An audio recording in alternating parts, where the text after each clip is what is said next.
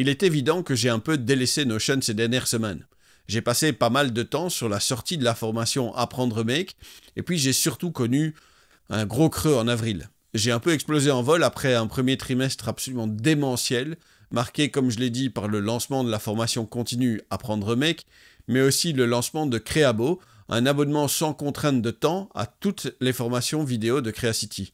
À cela se sont ajoutées de chouettes collaborations avec certains d'entre vous qui me demandaient de les aider dans une implémentation Notion, des scénarios Make ou la mise en place d'outils basés sur Airtable. C'était passionnant, mais j'étais complètement cuit.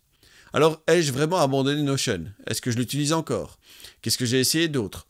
On parle de tout ça et surtout de tout ce que je veux vous offrir dans le futur avec par exemple Doceo, le bootcamp gratuit pour celles et ceux qui veulent devenir créatrices, créateurs, formatrices, formateurs. Je vais aussi vous parler de Pack, mon système de productivité, qui vit dans Notion et que je vais détailler dans une série de vidéos ou une formation spécifique, je ne suis pas encore très sûr. Bonjour, je m'appelle Vince et bienvenue sur Creacity.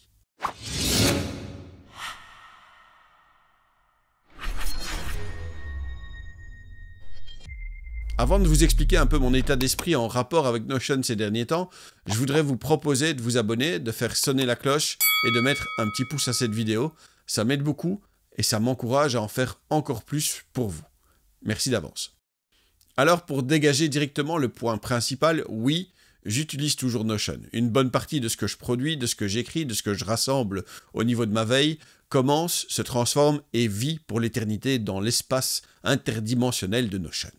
Pourquoi alors ai-je moins parlé de Notion ces derniers temps? Tout simplement parce que j'en avais un peu marre de Notion du point de vue de la création de contenu. Ce n'est pas plus difficile que ça. C'est une chose d'utiliser Notion, d'en être satisfait pour l'usage que j'en ai. C'est tout autre chose de passer tout son temps de création dans le même outil. Un outil qui n'est jamais qu'un outil, qu'un moyen d'arriver à un résultat, à accomplir une tâche. Sachant que je ne suis pas employé par Notion, que je n'ai aucune relation commerciale avec eux, qu'ils n'ont même jamais, en tant que Notion HQ, le compte officiel Twitter, été assez motivés par le contenu que je créais, que ce soit un livre, une formation ou une vidéo sur YouTube, pour faire un petit retweet d'un de mes tweets. Ceci dit sans animosité, mais en trouvant ça quand même un petit peu curieux, je ne me sens pas redevable envers Notion. Par contre, je suis un membre très heureux, très satisfait de la communauté Notion en français.